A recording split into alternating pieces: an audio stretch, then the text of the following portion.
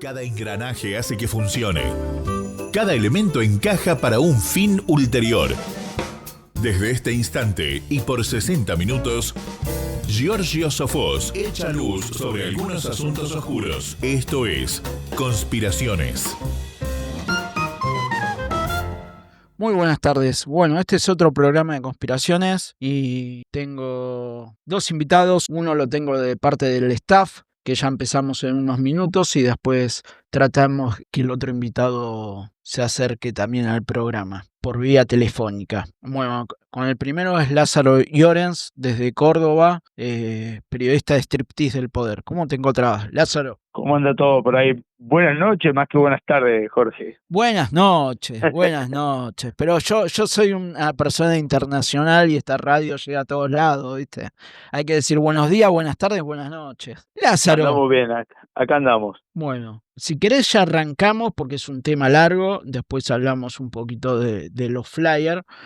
Pero ustedes sacaron también una buena nota sobre lo que estaba ocurriendo, ¿no? Un reportaje de la relatora de la ONU, Francesca Albanesa, que da cuenta de una cifra realmente que si se diera a conocer en el mundo sería un escándalo, la cantidad de muertos que hubo en Gaza en estos últimos tiempos. Bueno, nosotros pasamos un mensaje que, bueno, era de Bob Marley. Nunca encontrarás justicia en este mundo, en un mundo donde los criminales hacen las reglas. Y bueno, hicimos un par de flyers que ahora después en un ratito vamos a detallar.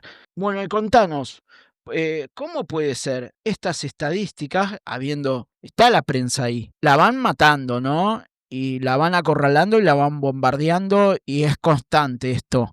Pero, ¿cómo puede haber tanta diferencia en cifras, Lázaro? Y que se callen la boca o que nadie sepa nada. No, esto también es parte del poder hegemónico mediático que maneja Israel, absolutamente desequilibrado. Ayer tuvimos un episodio también donde se magnifica de un lado unas cosas y se acallan del otro. El caso de, no me acuerdo, de una mujer que fue agredida, que qué sé yo, y se armó un escándalo, salió en todos los medios, salió en todos lados, todo el mundo investigó, y en cambio del otro lado, cuando pasa muerte de bebé, muerte de niño, ¿cómo que le llama? Víctimas civiles, no, ni hay veces que ya ni se habla en los medios. Entonces, esa falta de profundidad de un lado y gran profundidad del otro hace que la desinformación cunda. Entonces, hoy las muertes de lo que se habla, lo dice la Francesca Albanesa, si no me acuerdo el apellido, el de la ONU, la relatora valiente, habla de 680.000 muertos, casi 10 veces más lo que informa, lo que dicen las cifras oficiales, y de esos 680.000 lo dice la relatora de la ONU, repetimos la fuente. Y lo confirma el gobierno de Trump también, ¿no? Claro, y habla de 380.000 niños, bebés, perdón. Sí, terrible. O sea, estamos hablando de cifras realmente, para tener una idea, la ciudad de Buenos Aires tiene 2,5 millones, más o menos, que sea un quinto de la ciudad de Buenos Aires, ¿no? Sí. Para que la gente dimensione la cantidad de... Pero bueno, es todo parte sigue siendo en esta gran manejo mediático. La guerra no solamente Israel la gana con las armas, sino también que la guerra en los medios de comunicación, a pesar de todo el gran esfuerzo que hizo Israel con las redes sociales, Palestina con las redes sociales, que realmente es un trabajo casi ¿cómo decirlo?, defensivo, desde la absoluta indefección con lo que se podía mostrar, pero los medios de comunicación juegan para Israel. Ayer veía a un periodista, ¿no?, a Feynman con la bandera de Israel. Sí, imagínate si un periodista acá pone la bandera de Palestina. Sí, es un lo terrorista. Que pasaría, ¿no? Sería un escándalo. Sin embargo, ellos pueden tener periodistas o un presidente que hablen a favor de Palestina, a favor de Israel, en medio de un show, o comunicadores con la bandera, o diarios que sacan cosas que no son, ni a veces que no son ni no es que no sean ciertas, sino que están, como dijimos recién, magnificadas. Sí. Y bueno, y es como todo, ¿no? Lo que está sucediendo. Nadie, como los hinchas de All Boys, que lo fueron a buscar, claro, ¿no? Y secuestran las banderas. En el mundo son atacados y son fichados como terroristas. las personas que pacíficamente van y les pegan con todo, adrede, ¿no? Imagínate esta policía de Berlín, de Alemania, que, bueno, ahí si googleás, hasta ahí nomás ahora el Google, ahí nomás el Google, porque ahora están pagados, ¿no? Google, YouTube. Todas las redes sociales, vos si capaz de escribir la palabra, hasta la puedo pronunciar yo, la judío y algún adjetivo, te censura. Sí. En cambio, si escribís árabe y algún adjetivo, seguramente no te censure. Sí, Ahí está incluso hasta prohibido hablar nosotros de ello. también nos censuramos decir la palabra. Por eso digo, acá no solamente está la guerra armamentística, que obviamente que la superioridad de Israel sobre Palestina es casi, no hace falta ni decirla, sino que está la superioridad mediática, que esa es peor. Sí. Es peor para el resto del mundo, no para los palestinos, obviamente que la bélica es peor, pero para el resto del mundo que quiere conocer la verdad, que debería conocer la verdad de lo que está pasando, ¿no? Es peor, porque todo el mundo termina como por ahí justificando la teoría de los dos demonios. Por ejemplo, ahí también se construye una teoría de dos demonios. Ya no, porque Hamas. Entonces, no, bueno, matemos 680.000 personas porque Hamas. Porque lo que pasó en octubre, no nos olvidemos también. Y cuando mucha gente dice, entre nuestro invitado, dice que Hamas también es una parte de Israel y que incluso dice que se financia a través de un país, no mal recuerdo que era un país árabe que era Qatar, y hay un montón de denuncias respecto a Hamas. Pero bueno, viste, acá la teoría de los demonios funciona Netflix con las películas victimistas de lo que sufrió el pueblo de Israel, con el holocausto, el nazismo y todo eso. Funciona todos los comunicadores del régimen que hablan con la bandera de Israel, o, vuelvo a repetir, magnifican los hechos, y así sucesivamente. Entonces, la primera víctima de una guerra es la verdad, dice el proverbio. Y ahí esto está pasando en el caso de Gaza. Bueno, ahora vamos a ver si ponemos la otra comunicación. ¿Ya está? ¿Ya se encuentra? Bueno, muy buenas tardes. Aguárdeme un segundo. Rafael. ¿Cómo se encuentra, Rafael? Es un gusto saludarte, no sé, Jorge. Sí. Sí, Jorge, es un gusto saludarte. Qué bueno estar en contacto con ustedes. Gracias por la invitación. Y Lázaro lo tenemos también del otro lado. Así Lázaro, se saluda. un abrazo, un gusto de saludarte. Un gusto acá de Córdoba, Rafael. Bueno, Rafael, ahora lo paso a presentar. Es presidente de la COPLAC, Confederación Palestina de Latinoamérica y del Caribe, diputado miembro del Consejo Nacional Palestino y miembro del Consejo Central de la OLP, Organización para la Liberación de la Palestina. ¿Eso sigue así? ¿El currículum, Rafael? Eso es exactamente así. Está muy bien. Perfecto. Bueno, díganos, no sé por dónde comenzar. Hay tantas cosas, Rafael, que sucedieron. Y bueno, comencemos el día de hoy. Hoy justamente es un 7 de octubre. Si bien sabemos que esto viene de mucho más atrás, ¿no? Pero es continuamente la seguidilla, hace ya 2 años de continua masacre que están recibiendo contra Palestina, ¿no? Sí, mira. Y justamente le quería decir, no sé si vieron, yo apenas vi algo. Ayer fue una presentación del presidente Javier Milei en un show que dio, con fuegos artificiales, con derrumbes de edificios, imágenes. Y estaba sucediendo a horas, o ya había pasado un 7 de octubre en otro sitio, con música también. Daba un panorama en vista de la situación actual que estaba pasando por todos lados, ¿no? Y mira, yo no vi al presidente porque hubiera necesitado tomar un antihistamínico y no tenía a mano. Entonces preferí evitarme la alergia que me iba a agarrar posteriormente.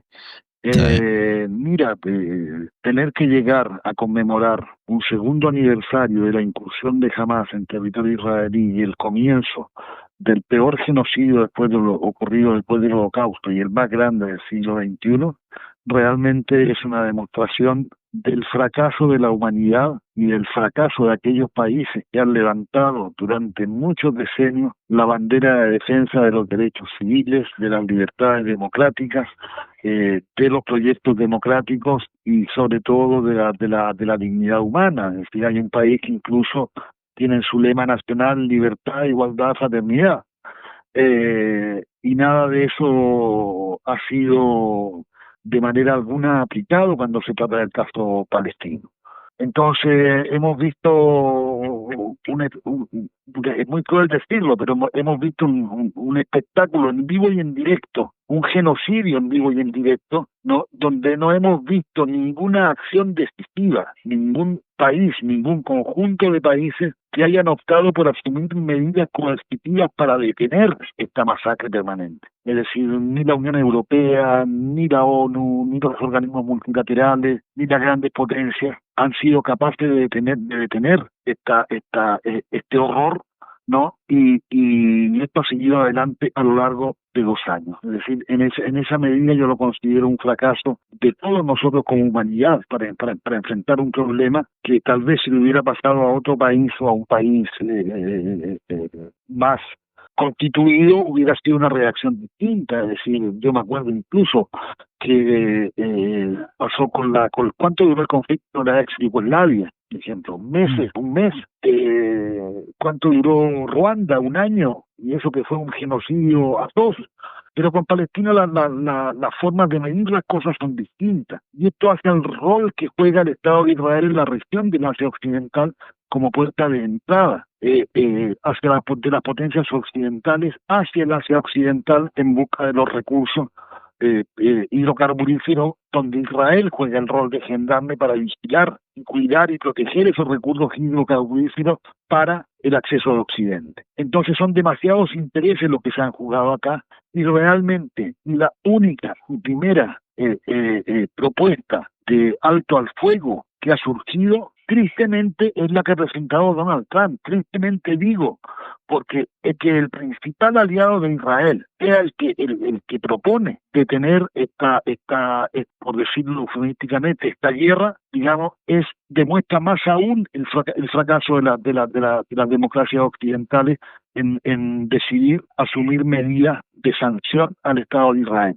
Afortunadamente hemos visto, por otra parte, una solidaridad infinita de los pueblos del mundo. Si ustedes siguen el conflicto a través de las redes sociales, pues se van a dar cuenta que en los 3 países, por ejemplo, donde está prohibida la exhibición de símbolos palestinos, sean banderas, sea un pin, sea una gorra, cualquier cosa, está penado por la ley, como son Alemania, Francia y Gran Bretaña. Se van a dar cuenta que son los lugares donde en Europa se realizaron las manifestaciones más grandes del 7 de octubre de 2023. Es decir, y todo esto, toda esta solidaridad internacional, las flotillas que zarparon hacia Gaza, la atención mundial centrada en Greta Thunberg, la joven sueca que comenzó su vida pública con proyectos de defensa ecológica, hoy se ha transformado en una bandera en defensa de Palestina, y el mundo ha estado pendiente de eso. Es decir, mira, si en medio de esta tragedia nosotros podemos hablar de una victoria, de un triunfo palestino, ha sido el ser capaz, la movilización de los pueblos, las huelgas de Génova, las huelgas de toda Italia, las acciones del gobierno español, donde los reconocimientos, además, durante el último periodo de la Asamblea General de la ONU se produjeron 7 u 8 nuevos reconocimientos de Palestina, que ya los lleva a 155 países que reconocen a Palestina. Todo esto, sin duda, cambió la perspectiva, cambió la propia perspectiva de los Estados Unidos. Si ustedes recuerdan, el proyecto de Trump era hacer un conjunto de casinos y casas de juego y un resort y 20 resorts en la franja de Gaza, ¿no? Sí. Asusado por el yerno de Trump, Jared Kushner, que fue mediador en un conflicto anterior, donde él decía que él iba a lotear Gaza y que eran las mejores playas de la región, y que él iba a construir 3 hoteles y 2 casinos en la franja de Gaza. Entonces, esta movilización, sumado a los reconocimientos a Palestina y a algunos gobiernos, que donde hay gobiernos de Latinoamérica, como el del presidente Petro, que han jugado un rol esencial en la denuncia del genocidio, todo esto ha llevado a que la propuesta cambie, y que hoy esa propuesta de expulsar a la población palestina de Gaza para instalar allí resorts y casinos y hacer un lugar de diversión para supermillonarios, hoy se transforme en una propuesta de alto al fuego, de intercambio de prisioneros, de diálogo, digamos, donde esa propuesta abre la ventana, incluso en el punto número 20 de la propuesta, a la creación de un Estado palestino. Entonces, Rafael, este es un documento base para discutir sobre el cual habrá que hacer las modificaciones, digamos, porque hay muchas cosas que no contempla también, pero es un punto de partida. le quería hacer una pregunta que no sería tan linda, digamos, pero sí nos permitiría a todos, pues sobre todo a los que estamos del otro lado y por ahí somos receptores y no estamos empapados del tema 100% todo el día, pero se hablaba, la relatora de la ONU habló de cifras 650.000 muertos, 680.000 muertos corroboradas con alguna cifra de lo que de Estados Unidos. ¿Usted qué puede decir al respecto? Mira, eso es una proyección que se hace en función de la superficie de la franja de Gaza, de las ciudades y de los escombros, de las toneladas de escombros que hay, donde se sospecha que debajo de esos escombros existe más de 400.000 personas sepultadas, muertas, asesinadas. Porque hay desaparecidos, ¿no? No contado en las cifras de acá. Hay miles decenas de miles de desaparecidos. Entonces, es decir, es una proyección que Francesca Albanese, la relatora de la ONU, ha lanzado, es conmocionante realmente, porque estaríamos hablando realmente de un nivel de impunidad del Estado de Israel absoluto, con el respaldo de Estados Unidos. Esta tarde, hoy, se presentó una denuncia ante la Corte Penal Internacional contra la primera ministra Meloni de Italia. Se va a presentar otra contra Keir Starmer y varios integrantes del gabinete británico por complicidad con el genocidio. También contra Merz, el canciller alemán. Es decir, esto se está transformando también en una bola de nieve porque realmente ha surgido la necesidad de hacer justicia con él. No sé cuánto tiempo va a pasar. Y ahí vuelvo a otro número, discúlpeme. Se habla, yo digo para que la gente también, porque si la gente uno no le da números, ¿viste?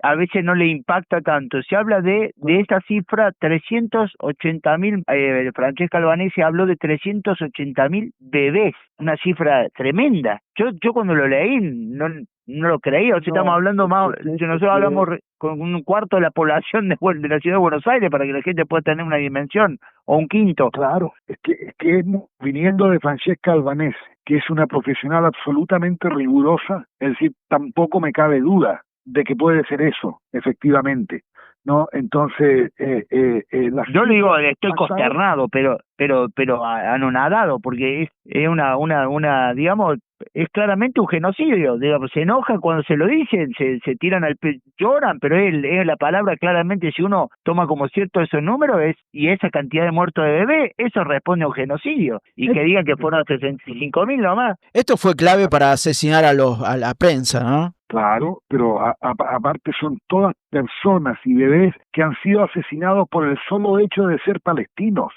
Es decir, bien dijo la comisión designada por la ONU, la comisión independiente designada por la ONU, para verificar si en Gaza se estaba cometiendo un genocidio, la presidenta de la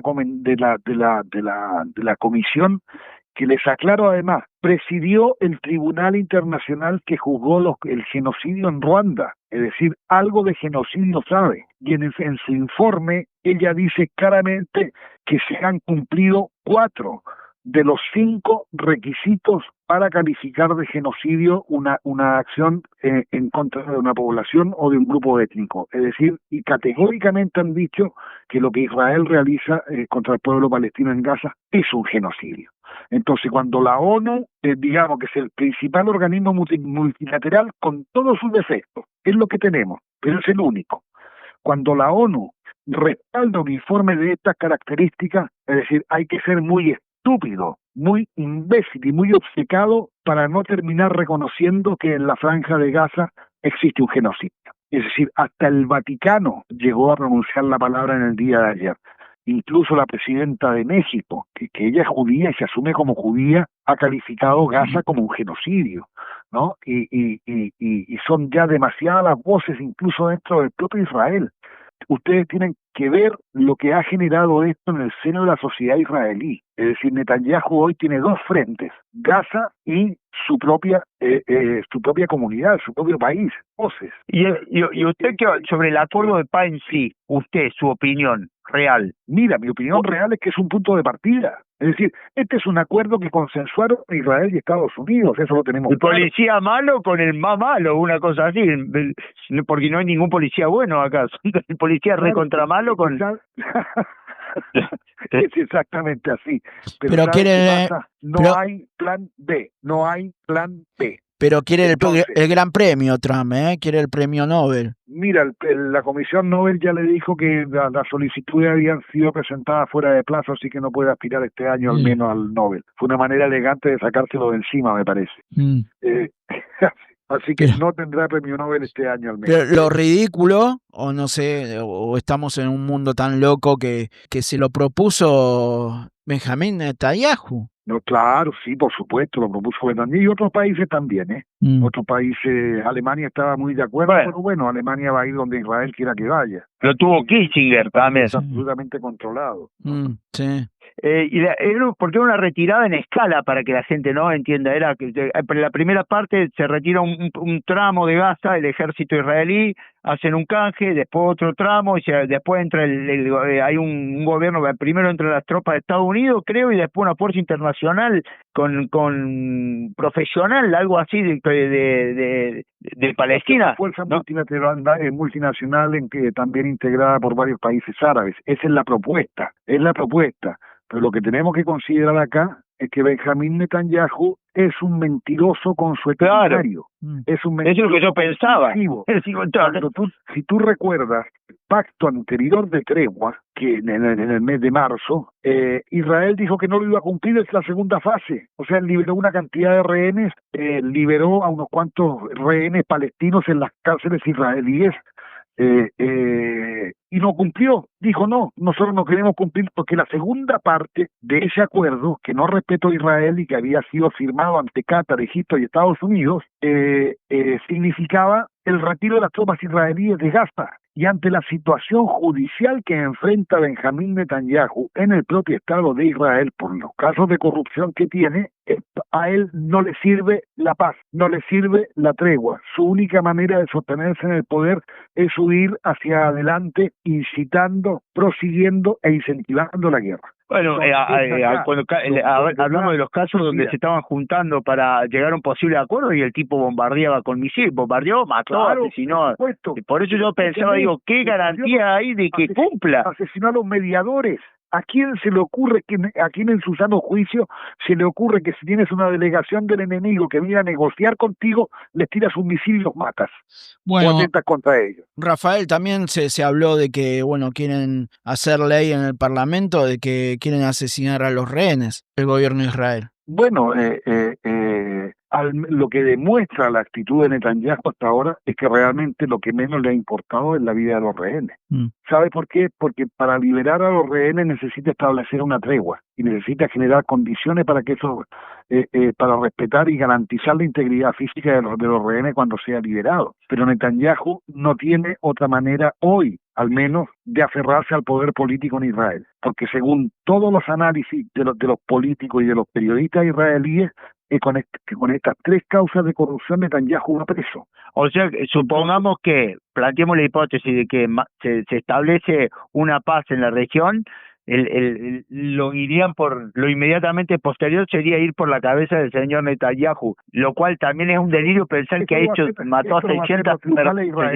Lo van a hacer los tribunales israelíes. Si tú vieras la cantidad de personas que se están juntando todos los sábados frente a la casa de Netanyahu para que establezca una tregua, para que negocie y para que libere a los rehenes, es monstruoso y cada día crece más. Es decir, ya no es solamente el frente de Gaza lo que preocupa a Netanyahu, es su propio frente interno. La frente de casa es lo que tiene ahora, el frente de su casa tiene. Claro, su frente a su casa, exactamente. Pero si tú te acuerdas, antes del 7 de octubre del 2023, todos los días sábados se juntaban 100, 150, 200.000 personas exigiendo la renuncia de Netanyahu por dos razones. Porque quería modificar el sistema judicial israelí para que el gobierno de turno pudiera nombrar jueces y fiscales. Y en segundo lugar, por los 3 casos de corrupción que tenía. Entonces, ¿qué pasó lo cual que acá lo hiciéramos eso, imaginemos que a un gobierno se le ocurre nombrar jueces y fiscales, sería un escándalo.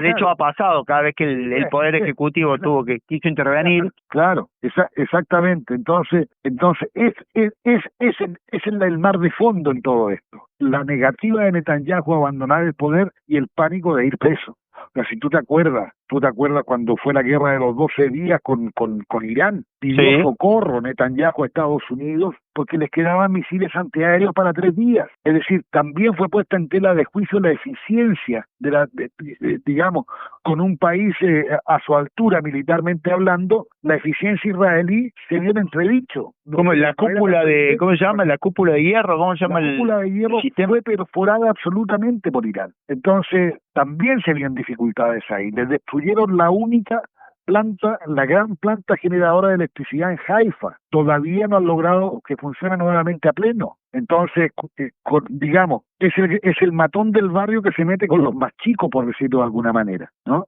Porque sabe que tiene el guardaespaldas atrás, que le da canilla abierta para el acceso a las armas, ¿no? Yo quería hacerle una pregunta la otra vez que lo entrevisté y me quedé con una pregunta muy interesante que también nos involucra a nosotros.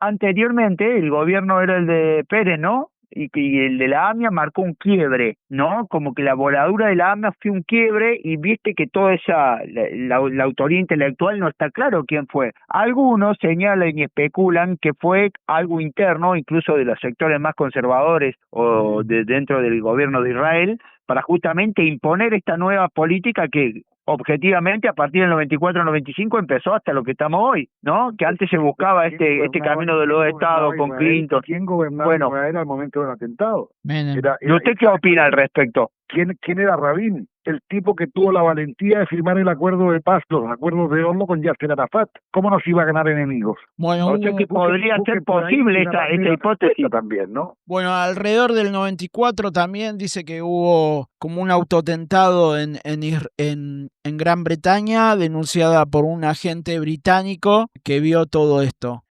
But the 2 cases that really got us, first of all, there was a false flag attack in London in 1994, where a car bomb exploded outside the Israeli embassy in the centre of London.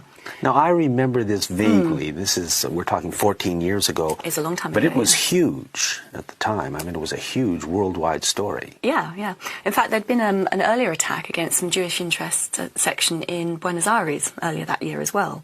Similar sort of MO, modus operandi, with a car bomb driven and parked outside that exploded. Very minor injuries, that was all. Okay. Nobody was killed.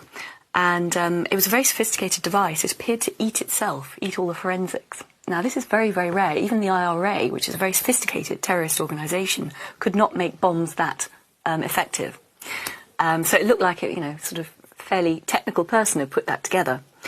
But what emerged from that, the senior MI5 officer who was in charge of the investigation into it and had seen all the evidence but also all the intelligence, which isn't necessarily admissible in court, wrote his formal assessment at the end of the case. And he said he reckoned that Mossad, the Israeli External Intelligence Agency, had bombed their own embassy. A sort of controlled explosion outside the embassy. And as I said, that was a senior MI5 officer. That was his formal verdict. If you read that on the internet now, you would say that sounds like some mad conspiracy theory. But it wasn't. This was the official position of MI5. And he said that they did it for 2 reasons. One, they were always hassling MI5 for increased security around their embassy and other interests in London. Because, of course, London had a reputation of giving safe haven to Arab dissidents from around the world at that point. And MI5 kept saying, well, there's no reason to increase the threat assessment. You don't need extra protection. So letting off a controlled explosion outside, of course, they immediately got what they wanted there. But crucially, 2 innocent Palestinians were arrested, charged and convicted of conspiracy to cause that attack. And they were very active in a Palestinian support network in London, political campaigning for the people on the West Bank and the Gaza Strip. And they were gaining some traction in the media. They were getting quite a lot of support. So by arresting these people and framing them for an attack and sticking them in prison, the whole network just shattered and hasn't got back on its feet to this day. So that would be a clear political advantage. Eso fue el año 82 cuando asesinaron un cónsul israelí en Londres, que después se comprobó que era un autoatentado para justificar la invasión al Líbano, ¿no? Claro, porque la gente ya perdió la dimensión de todo esto, pero el acuerdo de Oslo, Clinton creo que era, ¿no? Estamos en el gobierno de Clinton, o no, Puede ser, si no lo tengo presente. Pero, y bueno, y Rabin era como los que buscaban un consenso con dos estados, que es lo que ahora se está tratando de vuelta los acuerdos de Oslo, por supuesto. Mira, bueno, los acuerdos de Oslo no es muy complicado. Era un pacto por el cual Palestina reconoció oficialmente a Israel como país, ¿sí? E Israel reconoció a la OLP, la Organización para la Liberación de Palestina, como único y legítimo representante del pueblo palestino y la contraparte con la que iba a negociar. Entonces se estableció que en un plazo de 5 años los palestinos tenían que crear toda la burocracia que hace un Estado. Ministerios, servicios públicos, servicios de salud, sistema educativo, todo, cobro de impuestos, todo eso. Y en un plazo de 5 años se iba a discutir el estatus final de las fronteras, ¿no? El estatus final de Jerusalén y una solución justa al problema de los refugiados que exigen su regreso a Palestina, ¿no? Entonces, ¿cuál fue la solución que encontró la sociedad israelí? Asesinarlo, porque era un traidor, porque entregaba la tierra prometida por Dios. Perdón, una parte, tenemos que ser objetivos, una parte me parece, ¿o no? La parte más reaccionaria. Claro, absolutamente. Bueno, para volver al tema, Lázaro, yo estuve sacando fotos las 2 noches, en la Embajada de Israel y en la AMIA estuve sacando fotos.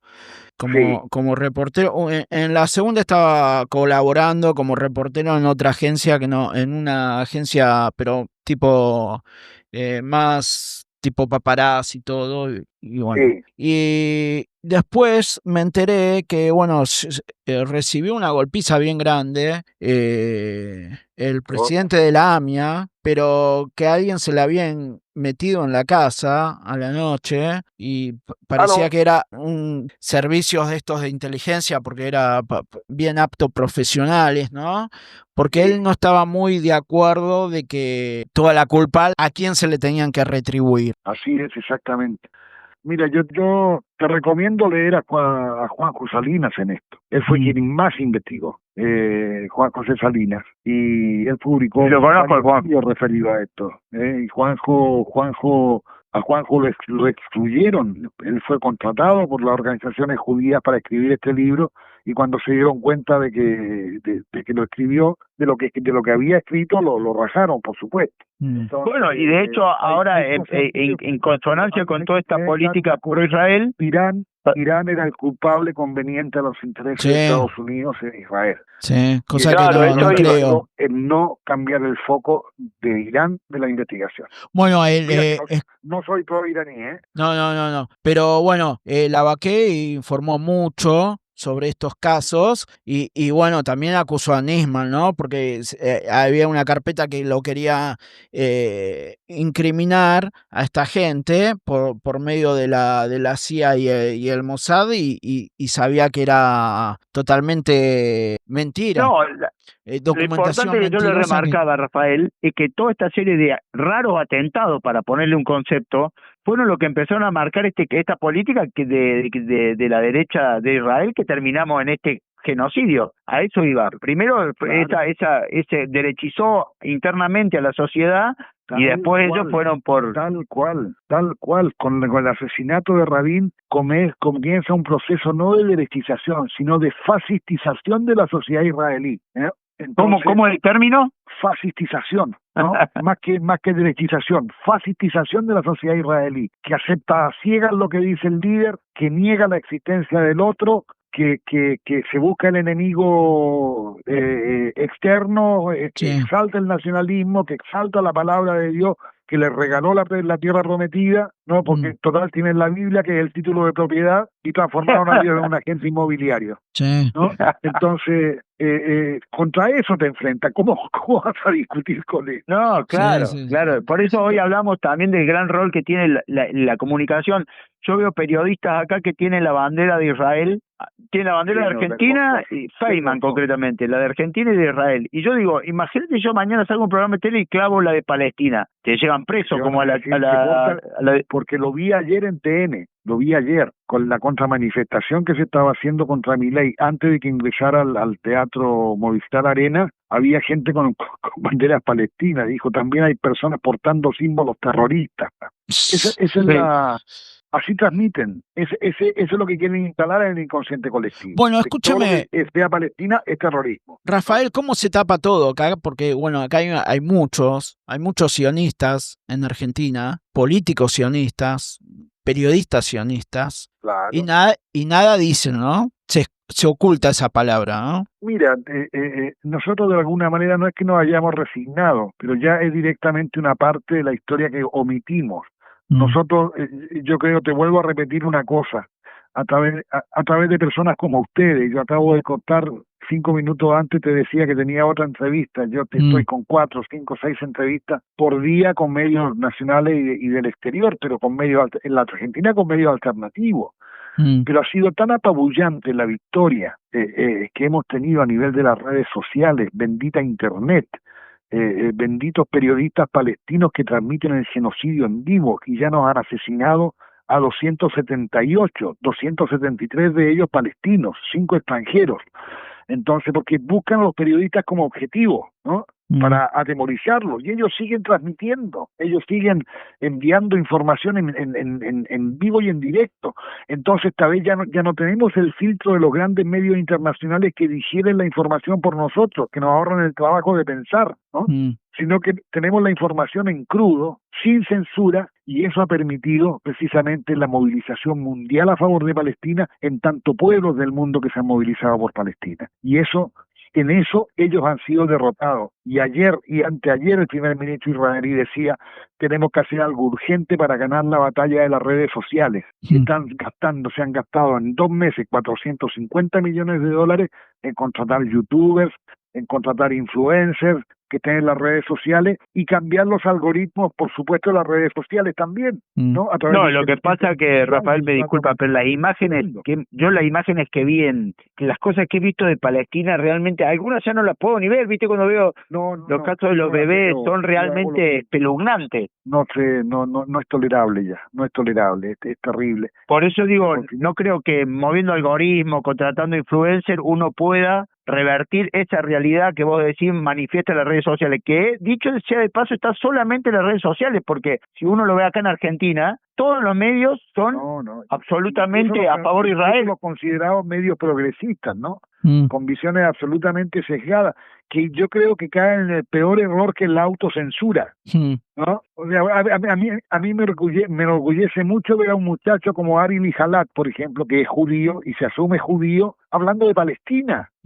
O sea, porque lo que la gente tiene que entender, y acá me aprovecho del espacio para decirle que tenemos una enorme cantidad de compañeros judíos que desde hace muchos años militan codo a codo con nosotros, porque jamás existió un problema religioso entre palestinos y israelíes.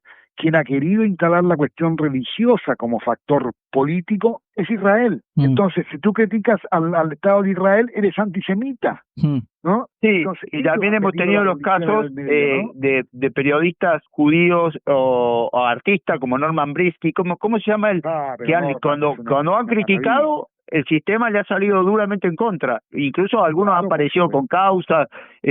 Aparte de hablar de que los semitas también son parte de... ¿Hola? Hola, sí, te escucho. Que semitas, bueno, son gran parte de la gente árabe, ¿no? Es que mira, como Palestina. Si te vas a la definición de semitismo es la raíz lingüística de 7 idiomas de la antigüedad, que nada tienen que ver con la religión, ni con la etnia, ni con el origen. Son 7 lenguas de la antigüedad, entre las que está el hebreo, está el árabe, está el arameo, está el jebuseo, está el fenicio y 2 más que no me acuerdo. ¿Qué tiene que ver eso con raza o con grupo étnico o con grupo religioso? El término antisemitismo lo inventa un señor que se llama Wilhelm Marr en el siglo XIX en Alemania, que era un profundo antijudío, porque en realidad la expresión correcta es judeófobo, quien le tiene fobia a los judíos, pero antisemita si yo soy semita, yo tengo origen palestino, mi abuelo hablaba árabe, la lengua de mi casa era el árabe. Entonces, ¿qué me van a decir a mí antisemita? Entonces ellos se van apropiando de estas cosas. Y yo digo que antisemitismo es todo lo que el sionismo odia. Sí, como hay muchos estudiosos, pero bueno, profesionales, con muchas cátedras, salidos de universidades de Tel Aviv y todo, que contradicen parte de la historia, ¿no? Hay un gran escritor, muy geopolítico y todo, David Icke, no sé si lo conoce, David Icke, porque hablan también en la lengua y todo, ¿no? Cómo se mezclan, que tampoco hubo una Judea, sino sí estuvo la religión,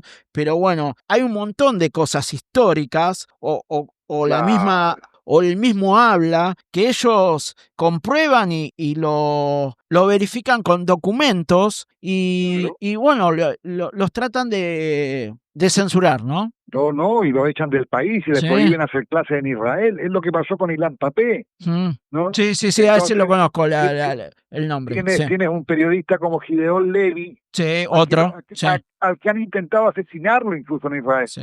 Hay un medio periodístico también muy... El diario Haaretz. Sí.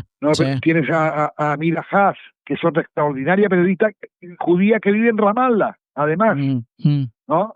Entonces tienes voces disidentes en el Estado de Israel. Yo recomiendo 2 libros de Shlomo Sand, un historiador israelí. Uno que se llama La invención del pueblo judío y el otro que se llama La invención del Estado de Israel. Sí, los Pero conozco. aparte es un tipo extremadamente serio, que documenta todo, es un maniático de la documentación. Bueno, hubo varios que denunció también a estos sionistas, que estuvo en Canadá y todo, y ganaron los juicios, ¿no?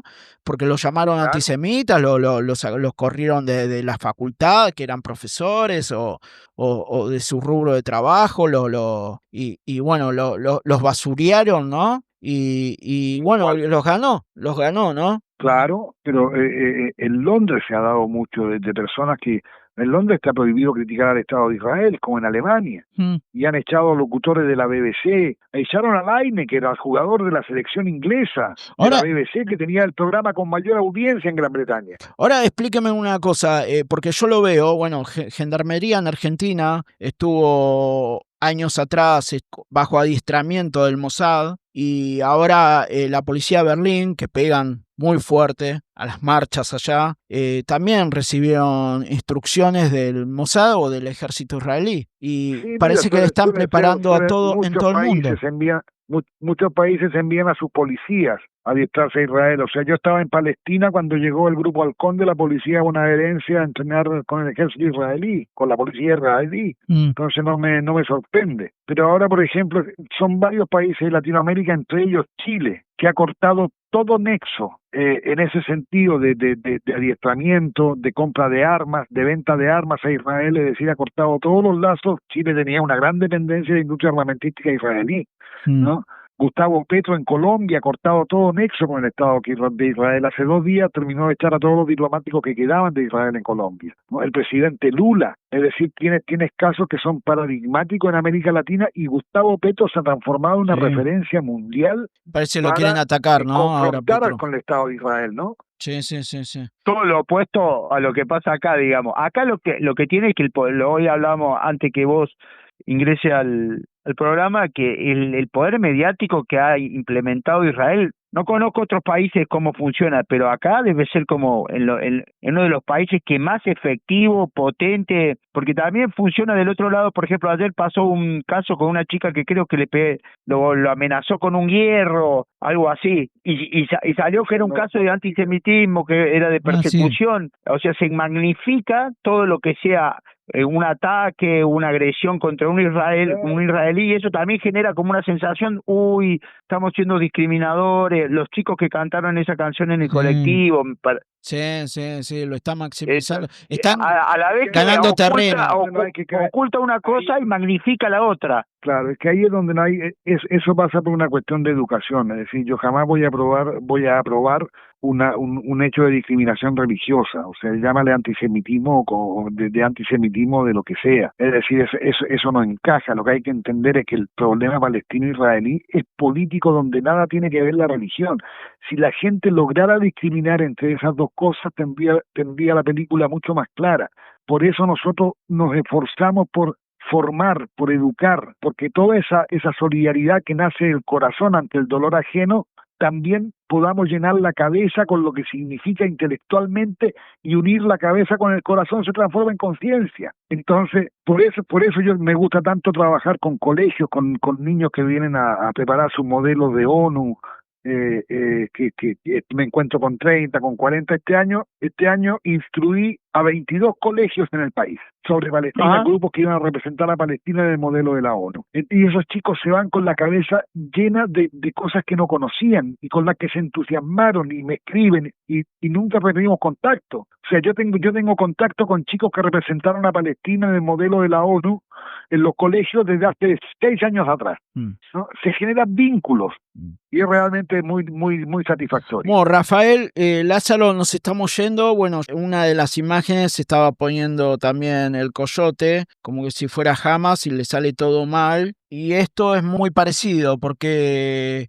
Hamas no le interesa, ¿no?, lo que está ocurriendo, sino que parecería que quiere estirar la guerra. De alguna parte es beneficiado, ¿no? Nunca te olvides de una cosa.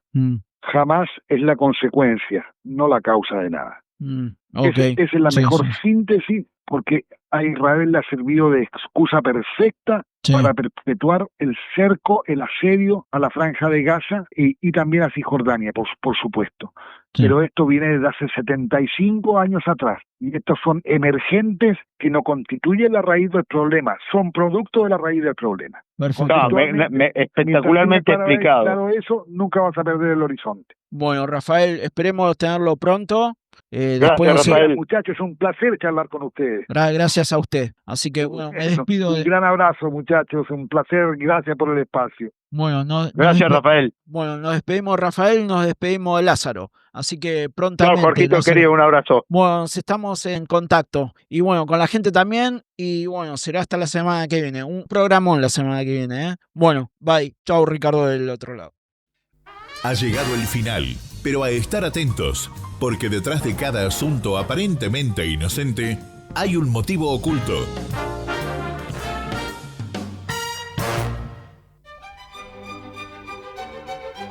Amadeus 91.1 Buenos Aires, Argentina.